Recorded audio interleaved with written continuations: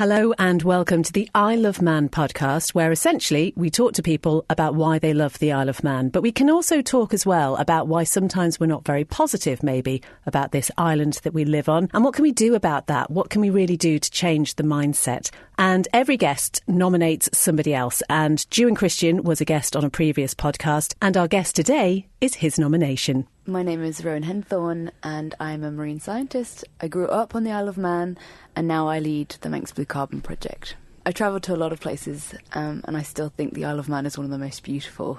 It's a really, really special island, and especially underwater, it's magical. I grew up spending a lot of time in the sea here, and I've travelled and spent time underwater in many different places, but there's something incredibly magic about the seas around the Isle of Man.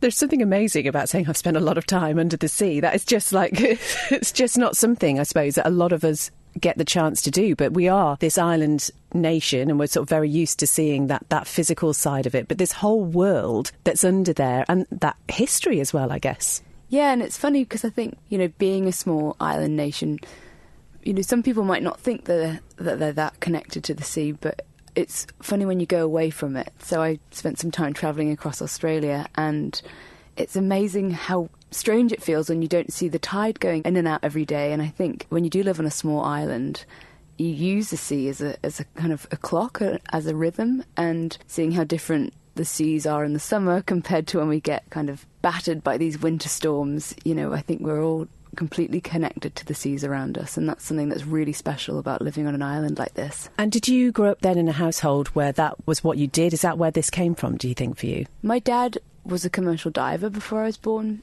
He used to make money by, I don't know whether he was allowed to or not, but he used to go diving and collect lobsters and sell them to the restaurants. So when we were really little, 4 and 5, my brother and I would almost be scratching around on the beach with downlaying nests while he was going and diving for lobsters. And then when we were old enough, we started snorkeling with the seals and eventually diving. So yeah, the sea has always been a part of our lives growing up. And obviously then you've gone into this career, travelled all over the world. At what point did that pull back to the Isle of Man really set in?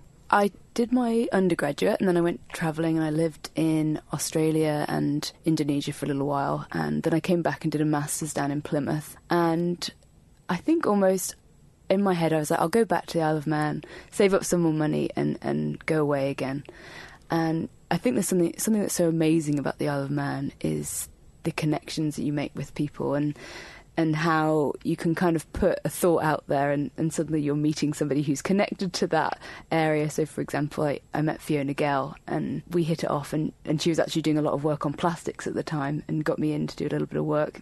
And because we used to have the Marine Lab over here, the Isle of Man actually has an incredible network of marine scientists on the island, and also, some of the leaders in marine science across the UK and the world have Isle of Man-based connections. So it's actually a fantastic place to work in this field. And so once I started doing marine plastics, and then, other marine projects came up, and I kind of went from there, really. It wasn't really an intentional plan, but I'm incredibly glad that it worked out the way it did.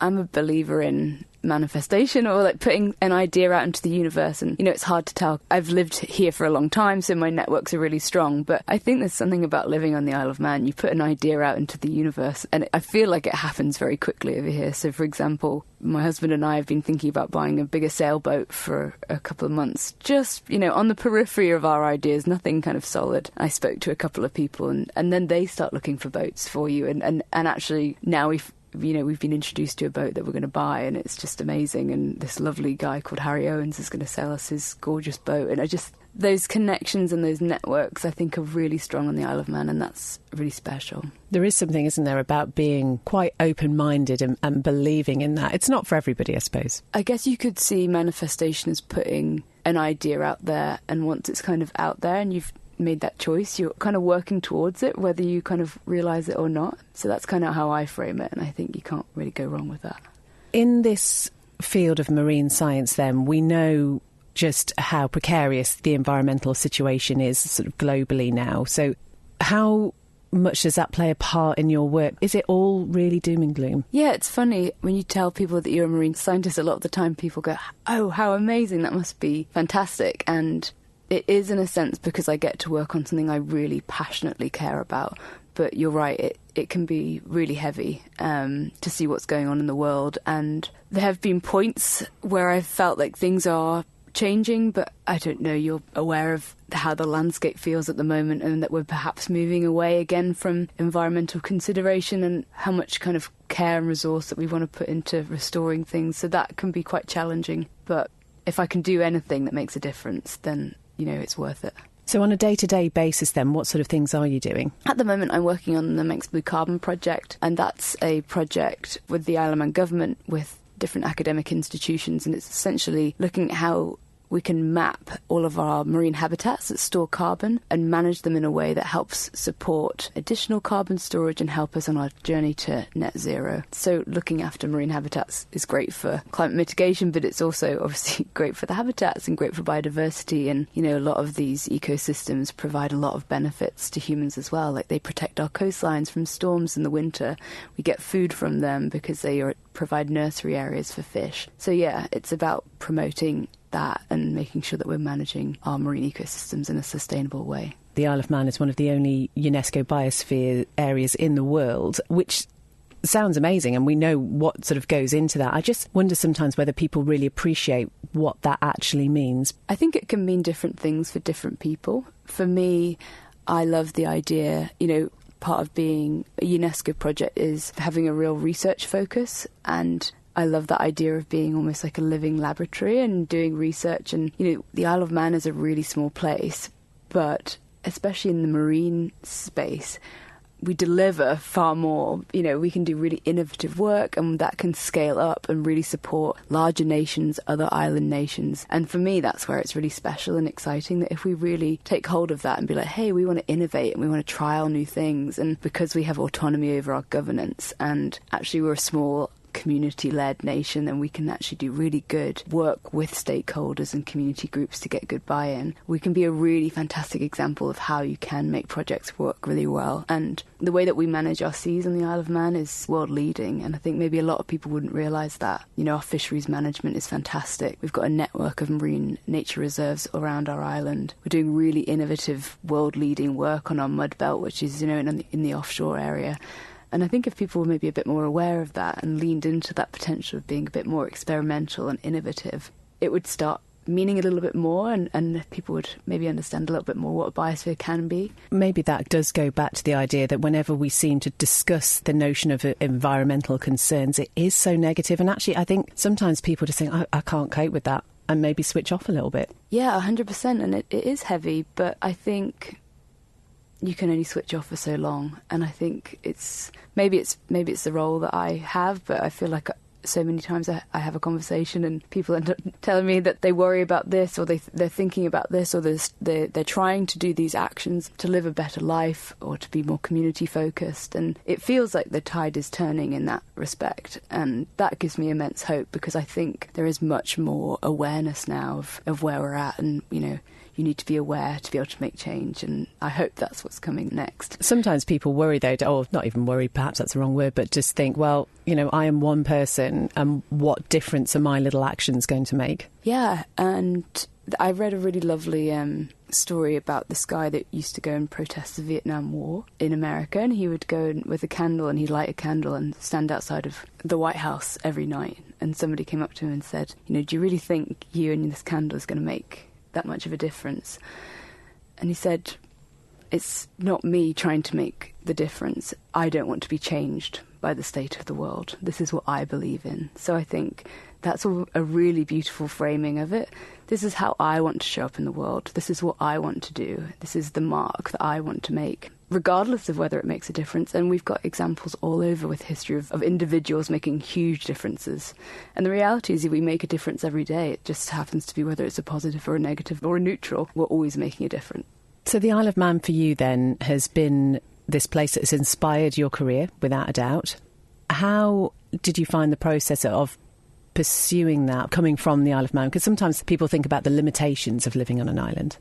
Yeah, it's funny. When you asked me to come on the podcast, I was thinking about what I really love about the island, and I don't know what it is, but I think the Isle of Man per capita has got so many incredibly skilled people. I don't know if it's something about either when you do decide to leave and go and take on further education, it's a big step and you have to take that step and it requires a bit more bravery, or being on the Isle of Man and you don't have all the entertainment that you may have in the UK, so it forces you to kind of be more creative. I don't know, I just think the Isle of Man makes some really special, skilled and talented people. I mean, I've got so many friends that are just doing the most incredible work, whether that's in the art space or science, and I just feel like there's a lot of amazing people doing really cool things. And I don't know, I haven't lived in the UK very much, but I don't feel like it's like that everywhere. So I think living on the Isle of Man gave me an interesting insight and perspective into life, and I think that helped me, if anything, on my journey.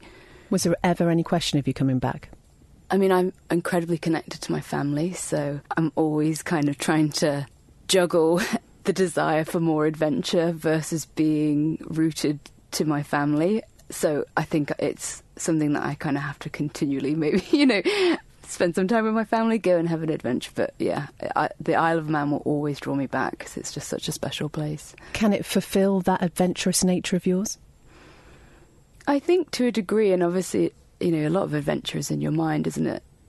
But yeah, we're talking about maybe doing some more sailing adventures in the future. And I sailed across from Hawaii to Vancouver back in 2018. And there's something about being in the middle of the ocean that just everything else melts away, and what's important is you and the people that are on the boat with you. And I guess I'm hungry for that again. I want that simplicity of life. And I think you can access that on land, but there's nothing like the speed in which you access it when you're in the middle of an ocean. That notion of simplicity is an interesting one, because if you think about the motto Trade Allure, and there is definitely that sense that we are not as hectic as some other places. So that sounds like that really taps into part of you as well. Yeah, island life, and you get that all over the world, don't you? That islands move at a different pace. And I wonder what that's about, really. Because in the UK you have small towns and villages, maybe they move slowly as well. But yeah, I love that kind of slower pace of life, and I think it's the answer to a lot of the challenges that we have in relation to our consumption. If you live slower and more mindfully and enjoy what's on your doorstep, you kind of don't need as much or to consume as much. And I think the Isle of Man, provides a real gift in that sense, because we've got the most gorgeous beaches and glens and hills in which to walk and enjoy. And I love at the weekends when you see everybody out and about and enjoying nature and what's to offer. And I think, that's the benefit of really looking after nature. It provides all these wonderful experiences for us. I always think when you fly home and you're just coming in and you see still how green it is, you do just think, oh, that is pretty special. Yeah, and don't know if you've noticed at the moment, I always love that sign of autumn or spring when you get the mist over the hills and the early morning kind of misty. I just think it's so beautiful. And yeah, the Isle of Man can be hauntingly beautiful. Considering it's so tiny, you can go to so many different spaces and they feel very different, from the rugged coastlines that feel like they've been like that for thousands and thousands of years, to glens, which I just think glens always make me feel the idea that the Victorians planted them, with the knowledge that they wouldn't be there to enjoy that. I just think that feeling, that sentiment is really special. So I love going to glens for that reason as well. And as you talk about the coastline, obviously this is something that you will have seen many times, just these sort of islands sitting in the sea the way it does, these little coves and caves that actually, if you're not the sort of person who goes out around the island, you'd never see it. So it's, again, going back to what we were talking about, that almost hidden world in some ways. Yeah, down Scarlet, it just feels like you're walking on another planet sometimes, with the lichens and, yeah, that harsh environment. I think that's my space. I love going to that coastal area, and our Radnafallen path is just, it's hard to find words for it really, but it's incredibly awe-inspiring, and I love seeing it, how it changes through the seasons. And if you could almost paint us a picture of what it's like under the water, because as I say, most of us haven't really, it's too cold, right? It's too cold, honestly, to get into the sea. But, what sort of things are you seeing? Yeah, it depends where you go. Scarlet obviously used to be a volcano, so freediving around there's a lot of cracks and gullies underwater, and you can swim underneath them, and especially when the sunlight comes through, you've got the kelp kind of golden and swaying, and then you'll see like a little wrasse or, sea urchin. And Lang Ness has got so many seals, and they'll follow you quite often. You'll kind of be swimming and you'll look behind you and there'll be like a couple of seals ready to kind of nibble at your fins and figure out why this person or what this thing is that must look so clumsy compared to how graceful they are. So it's really varied around the island, but incredibly diverse. And I think we've seen more and more dolphins and whales in recent years, which has been really gorgeous to see. So it's abundant and beautiful. And you were just talking about the way that you notice the seasons change on land. Does the same happen underwater? Yeah, so you'll get a lot more fish in the summer, and then they tend to go to deeper water in the winter. The water's much clearer, well, depending on how many storms we've had, but September is normally quite a nice clear time. You get plankton blooms, and so the first plankton bloom tends to be late April, early May, and it basically turns the seas initially into a green soup. So it blooms with phytoplankton first. So phyto is the plant plankton. It's green. It kind of turns our seas green. You could probably see it if you were coming into the island on the plane. And then the zooplankton comes to eat the phytoplankton. So it kind of turns into this intergalactic soup of creatures that you just wonder, how on earth are you a thing? See-through, transparent, pulsing, weird comb jellies that have kind of phosphorescent sparkles. It's like going to another planet. There's something about getting in the sea. Again, it kind of washes away.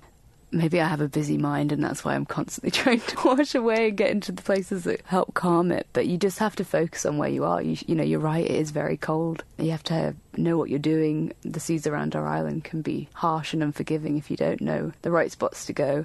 But they're magical. And there's something fascinating about the idea that there still could be plenty under there that's been undiscovered so far. Yeah, I think we know more about the surface of the moon than we do about the bottom of the ocean. And we're learning more and more, and, technology is a fantastic thing to help us learn. And I think it's quite interesting because we're at a point in time where we're now able to access some of these harder-to-reach environments. So I'm thinking about, like, the abyssal plains in the deep ocean in, like, the Atlantic and the Pacific. And there's a really interesting conversations at the moment of companies wanting to mine nodules there that for use in kind of electronics. And actually we're at a point where we've done so much damage to so much of the rest of the environment. We actually have a chance here to protect these environments before we have a really devastating impact upon them. So there's a lot of kind of discussion in that research field around how do we protect these habitats that we can now access, but how do we use our learning of how we've kind of maybe mistreated other environments in the past to inform our approach in the future. It's something that we've talked about with previous guests on this podcast. There is so much to love about the Isle of Mann, but I think it's fair to say it feels like not everybody sees it. And again, we talk so much about social media, which has got such a, potential to do good and connect people and whatever, but it's also become this place where people vent a lot. Is that a mentality you can change? When you were saying, is this just an island mentality? Is it a small community thing? It's interesting, isn't it? Because I understand the frustrations that a lot of people are experiencing in the wider world as well as the Isle of Mann. We're kind of waking up to the realisation that the way that we're doing things isn't necessarily the best way of doing things. I think sometimes it's an easier route to blame and to criticise. I think in terms of how much energy it takes, it's much easier to point a finger and say what you're not happy with, rather than maybe looking at yourself and asking, well, what am I doing to make it better? I would like to think that social media is a small vocal minority. I've deleted Facebook and it's great. I just deleted the app, but every time I do have to go on there for something, it just feels like a really negative space. But I don't think it's really representative of the island community, because I think when I go out there and have conversations with people, it's not the way that we're communicating, and I don't think the way that people communicate on social media is the way that they would hopefully communicate in our community. And I don't know what's done that, or what gives people the way in which people kind of complain and be quite vulgar and very quick to try and take people down on there. And I just think it's bred this really negative space. And a lot of people talk to me about social media And I think we're almost giving it too much power in the sense, and I think it's important to go back into our communities and have conversations with people and to understand where people are coming from. But yeah, ultimately I think we have to look at ourselves and ask ourselves, what are we doing for our communities? That's where community comes from. I feel like the Isle of Man loves being an island community, but I think we have to ask ourselves as individuals, well, what do we do to support that community? There are some, actually just thinking about it, some really heartening stories. So you see people posting, for example, maybe on one of the groups of saying, I'm struggling, I need this. Immediately you will get dozens of people responding to that. You know, we've had a recent thing in the past few weeks where a visitor's dog went missing, and literally people who don't know these visitors at all, had no knowledge of who they were, literally turned up on spec to help search and stuff like that. So I think actually sometimes maybe it's channeling that a little bit more, and I suppose the way social media works, what you're more drawn to, you're going to see more of. Yeah, I mean, social media is designed to be engaging, and unfortunately the negative tends to generate more comments, more arguments, and that's what the social media platforms are designed to do, and that's why I think we get funneled to all those that negativity. You know, social media does have a huge potential for good and for connection and sharing things, and like marketplace, giving things away for free, or, you know, finding deals and all that sort of thing. But yeah, it has to be used with caution, I think. But I love the Isle of Man. I love the fact that, you know, you might see on Facebook if someone's lost a phone or a wallet. You know, I don't know if there's many places in the world. I often misplace things. My husband probably finds it quite irritating. I put things down and I just kind of walk off. But I know if I ever lose a phone or my wallet or anything, I just don't ever feel worried. I just think it will turn up. And I think that's a very unique thing to the Isle of Man. Well, yeah, you can go out and leave your house unlocked. I mean, probably shouldn't, but, you know, people do, don't they? Yeah, I locked my car keys in my car the other day because my locking system broke, and I shouldn't be keeping my car keys in my car, and I won't anymore because I had to break into my own car. But, you know, that's the beauty of living on a small island, I think, that you can be very lax in that sense. And I think everybody deserves that. Everyone deserves to feel safe in their community. And maybe, again, if you haven't had any experience of living elsewhere, how would you appreciate that if you don't know any different? Yeah, 100%. I think that's very unique. I can't really think of many places in the world where we are as safe as we are here. And the community are there to support you and champion you. And yeah, we're very lucky. And if you had to describe the island to somebody who had never heard of it before, what would you say? I'd say an incredibly beautiful rock in the middle of the Irish Sea that's full of really unique people. I feel like the Isle of Man has got a really, you know, you meet so many people with incredibly interesting stories, whether they've grown up on the Isle of Man or they've kind of come in some roundabout way to living on the Isle of Man. I think there's some really special people who really understand what's important in life. Well worth a visit. I keep trying to think of the phrase, but we're bigger than our size. There's a lot of wonder here. Can you see yourself ever being anywhere else? I think I definitely want to have some more adventures. I think it's important to have perspective and to try new things and to experience different cultures. And I would like to see that in the Isle of Man as well. I think I'd like to see it shift and to be more open to other cultures and different things in the future. So I hope I can go away and, you know, live and experience different things and come back. I'll always be connected and I'll always have a foot in the door of the Isle of Man. But yeah, there's so much out there, isn't there? And there's so many amazing people and amazing places to see. So yeah, I don't know is the answer to that. We'll have to wait and see. And do you think the Isle of Man is ready to embrace new cultures? I think they're quite scared in a way. Well, who's they? Trying not to kind of give the voice to the vocal minority again. But I think we do that anyway. You know, I think there's so many different people that you meet that have come through different experiences in different places. And I think it's just about being open to the idea that we already are. We already have been open to different cultures. I guess that's what's made us in some ways, isn't it? Yeah, absolutely. So just understanding and appreciating that, really. From your point of view then, September, as we're speaking now, is the time to get in the water, yeah? It's the warmest time of the year, pretty much. Yeah, it's not going to get any warmer than this. Nice and clear. Obviously, we do get some September storms, but it can be fun to play around in the waves as well. So, yeah, I would very much recommend getting in the sea this month. I'll take your word for that one, Ro.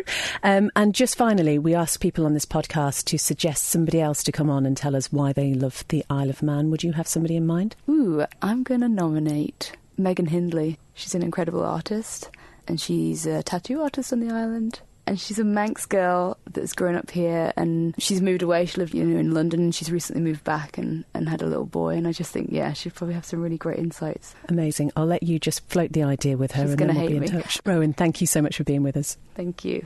Rowan Henthorn, and I'm delighted to say I have since spoken to Megan, and she will be appearing on the podcast in a future edition. And I think Rowan just put it so beautifully, didn't she, about why the Isle of Man is just so unique, and thinking about the waters around here. Yeah, I'm still not going to go in it though, I don't think. It is far too cold still. Thank you so much for downloading this podcast, and until next time, take care. Bye-bye.